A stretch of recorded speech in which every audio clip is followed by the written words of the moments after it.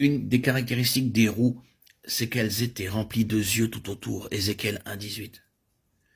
Cela signifie que le trône opère avec une parfaite intelligence et avec une complète connaissance, saisissant les moindres éléments et les caractéristiques de tout ce qui doit être traité. Le trône de sainteté travaille avec une vision parfaite et une parfaite connaissance. C'est un message solennel qui peut être aussi perçu comme un réel encouragement.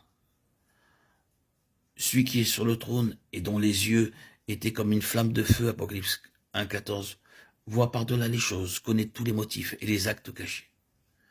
Ce n'est pas ce que nous voyons ni ce que nous aimerions voir, mais ce qu'il voit. Les yeux de sa gloire nous sondent, ils connaissent nos déceptions et toutes nos désillusions, les uns à l'égard des autres. Ils nous connaissent parfaitement et le Seigneur agit avec nous selon cette connaissance. Et nous ne pourrons pas mettre de côté cette réalité.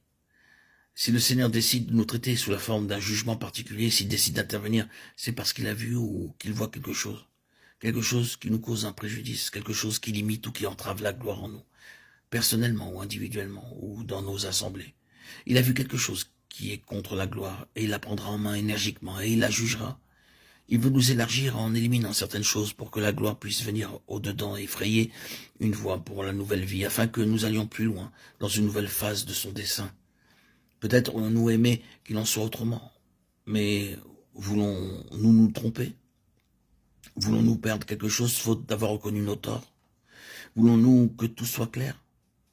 La Bible se termine par la vision d'une ville qui est absolument transparente. Dieu cherche réellement cette transparence dans son peuple, sans duplicité ni fraude, ni rien de douteux. Combien nous avons besoin de juger nos motifs, combien nous avons besoin de nous tenir dans la présence de ce feu dévorant. Ésaïe 33,14. Combien il est nécessaire de nous maintenir dans la lumière de sa face, afin que rien ne prenne le dessus sur nous, inconsciemment peut-être, limitant sa gloire dans notre vie. C'est un message d'une très grande importance. Certes, prions pour une chose nouvelle, prions pour une restauration, prions pour que Dieu agisse d'une manière puissante. Mais sommes-nous que tous ces mouvements sont sur la base d'une sainteté qui corresponde à son trône? Il ne peut rien faire avant que cette sainteté ne soit confirmée dans son peuple. Est-ce que cela n'expliquerait pas le fait que beaucoup de prières restent sans réponse?